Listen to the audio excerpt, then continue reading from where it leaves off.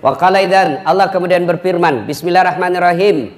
Ya ayyuhalladzina amanu dukhulu fis-silmi kaffatan wa la tattabi'u khutuwatis syaitan innahu lakum aduwwum mubin. Wa qala idzan, bismillahirrahmanirrahim. Innallaha wa malaikatahu yusalluna 'alan nabi.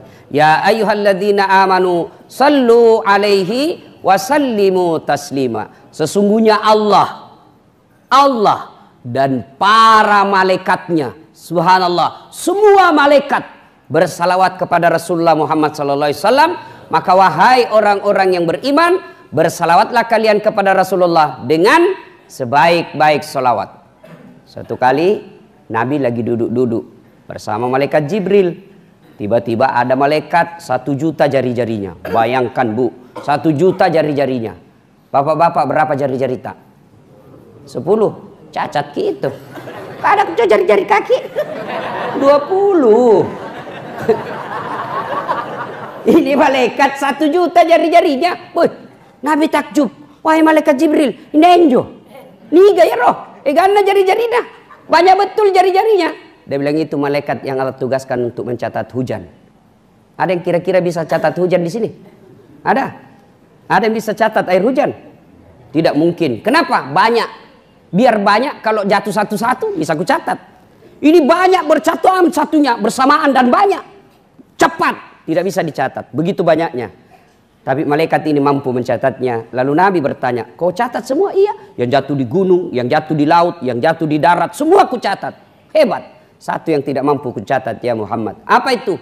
Ketika umatmu berkumpul di masjid BTP, lalu mereka bersalawat kepadamu. Itu banyaknya pahala kalau kita kumpul begini lalu kita bersalawat. Ayo kita salawat bareng-bareng. Ya. Nah, kita tes dulu, tes dulu. Mana lebih kencang suaranya ibu-ibu dengan bapak-bapak? Bapak-bapak diam, ibu-ibu dulu ah. Jangan mau dikala ibu. Diam Ki Pak ya, diam Ki dulu. Ibu-ibu dulu didengar. Yuk. Salatullah salam ala toha salatullah salamullah ala. Insyaallah. Diam. Hebat, terima kasih Bu. Ini bukan keras, ini namanya syahdu. Suara begini yang kasih nafsu laki-laki. Coba makanya cewek, ibu-ibu kalau nak telepon ki laki-laki jangan ki kasih syahdu suara ta ya.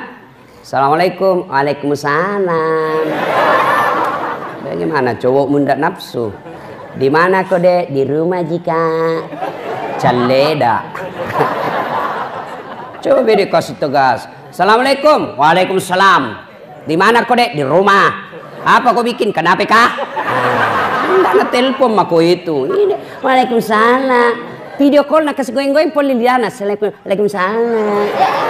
Bagaimana itu cowok ndak nafsu cilaka?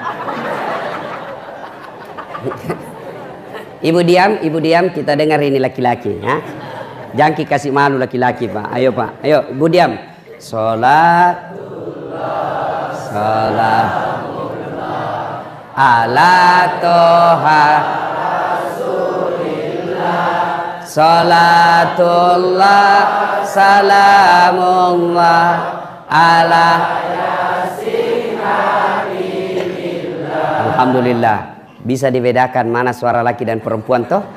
Bisa toh? Biar kita tutup mata tak dari jauh. Oh ini orang tua yang bicara. Nyanyi. Oh ini anak-anak. Oh ini ibu-ibu ini. Itulah nikmat Allah yang harus kalian syukuri. Telinga. Mana pernah bapak-bapak melakukan kursus membedakan bunyi? Tidak perlu. Itu Allah kasih kau telinga lengkap dengan sensor, dia bisa bedakan mana bunyi HP, mana bunyi kentut.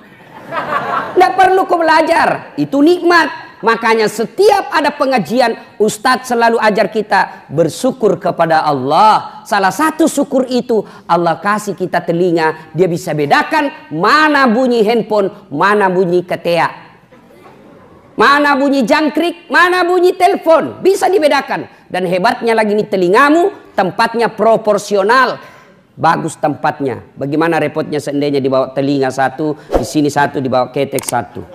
Halo, yo. Di mana kok? Di rumah Ji. Toh, nah, maka kita selalu bersyukur. Alhamdulillahirabbil alamin. Ibu bapak, saudara-saudara sekalian yang saya hormati, berat sekali saya mau ceramah hari ini. Kenapa? Panitia kasih saya waktu satu tempat, 3 judulnya. Kokohkan akidah, 1 memang nih. Rawat uhuah, 2. 3, raih kemuliaan. 3, baru honornya 1.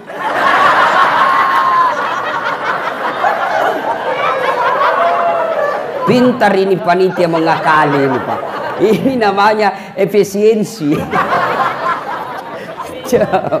Luar biasa. Saya pikir dari tadi malam, bagaimana ini menyatukan 3 judul ini menjadi 3 in 1. Gimana caranya? Wah, saya ingat waktu yang sangat tepat, subhanallah. Waktu yang tepat ini kita dalam bulan Zulhijjah, ada satu kejadian yang meraih ketiga-tiganya.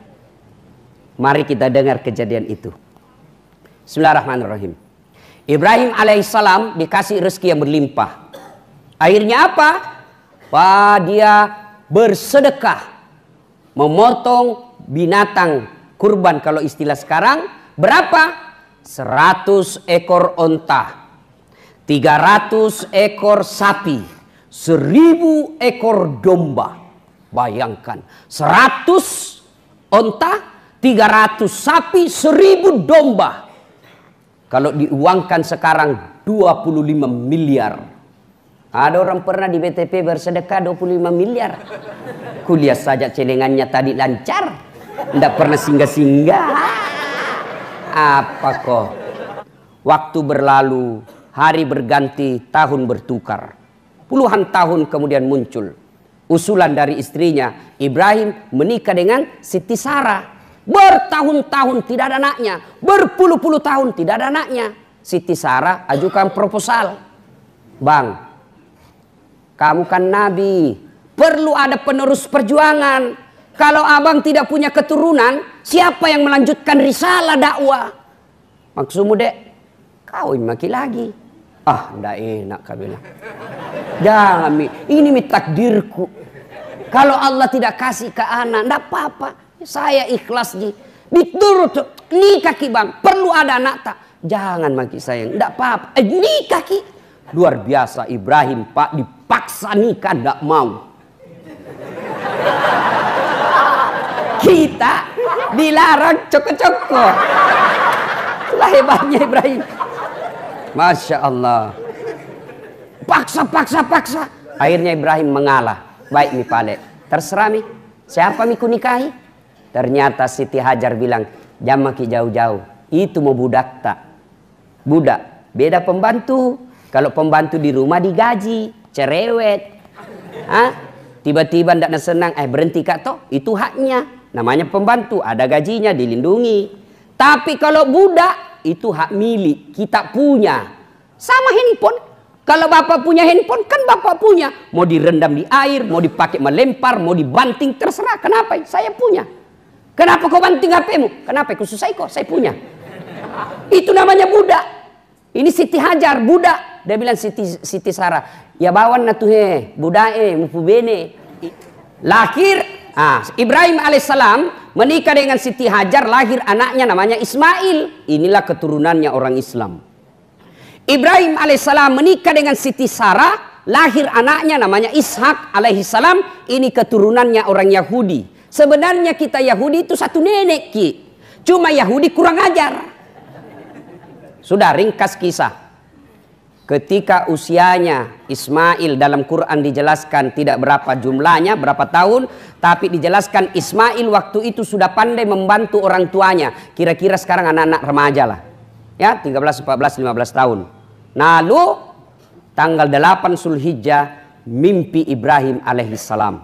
Bangun Ibrahim. Ini mimpi atau wahyu?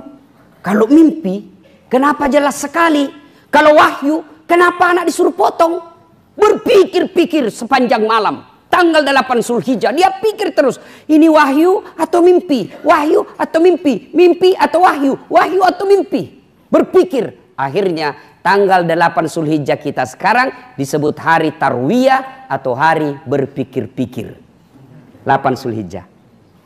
9 Zulhijjah mimpi lagi Ibrahim. Ibrahim, wajah janjimu, tunaikan janjimu, bayar itu, potong anakmu, bangun Ibrahim. Lalu dia yakin ini wahyu, ini bukan mimpi, ini perintah Allah. Maka dia yakin pada tanggal 9 Zulhijjah itu bahwa ini adalah wahyu. Maka kita sekarang tanggal 9 Zulhijjah disebut hari Arafah atau hari keyakinan yang disunnahkan untuk berpuasa. Tanggal 10 Zulhijjah pergilah Ibrahim bicara sama anaknya. Nak, sini kau dulu nak. Apa pak? Ini saya diperintah Allah untuk menyembelih kamu. Sampai di sini kita belajar jadi orang tua. Jangan otoriter kepada anak. Ibrahim, ini perintah, ini wahyu, tapi masih ada nyogok, diajak ngomong anaknya. Tidak otoriter, mentah-mentah saya bapak, tidak boleh. Apa ku bilang, kau laksanakan. Tapi Ibrahim, meskipun wahyu, masih nak ajak diskusi anaknya. Nah, bagaimana menurutmu? Kita mentang-mentang sebagai bapak, kau masuk kedokteran. Kalau bukan kedokteran, aku biayai kau. Mau dia apa kedokteran kalau anaknya tidak mampu otaknya? Jadi kau tentara, kalau kau tidak tentara saya tidak mau. Tidak boleh. Ajak dulu, kasih pandangan, kasih fakta. Pokoknya menikah kau sama ini. Kalau tidak mau kau, jangan kau. Tanya dulu, kau suka jika itu. Kenapa kau tidak suka? Kalau pertimbangannya tidak suka karena pertimbangan tidak masuk akal, boleh kita kasih intervensi. Tapi kalau dia bilang tidak sembahyang pak botol pak, jelek pas selingkuh. Tapi dia bilang, tapi mobilnya Mercy, pret. Ya. Ibrahim dia tanya anaknya, Mail, sini kau Mail. Apa Pak C? Ini nak suruh kak perintah Allah potong kau. Bagaimana menurutmu nak? Kira-kira anak-anak di BTP kalau ini ditanyakan Pak apa jawabannya? Apa jawabannya? Nabi bajiki. Kenapa nak saya? Itu nenekku yang sudah mau mati. Coba. Ini jawaban orang pintar, tapi tidak soleh. Cocok tahu, kenapa ini anak muda generasi harapan bangsa itu yang sudah tua. Ini akalnya masuk tapi tidak soleh. Apa jawaban Ismail alaihissalam? Pak, kalau ini perintah Allah, jangan ragu, tunaikan, laksanakan. Bapak akan mendapat saya sebagai anak yang sabar. Tapi Nabi bilang Ismail, sebelum kita potong apa ada permintaanku. Apa nak? Satu, pakai pisau yang sangat tajam supaya saya tidak lama menderita. Maka petugas-petugas penyembelih binatang nanti tolong cari parang pisau yang sangat tajam. Dan ada itu caranya. Ya, jangan potong itu semakin panjang lehernya, jangan di tengah. Ya, angsa, bebek, ayam, sapi. Kalau potong jangan di tengah. Lama baru mati tuh. Di mana? Di ujung-ujung sininya. Coba kalau bebek kita potong di tengah, lari pak.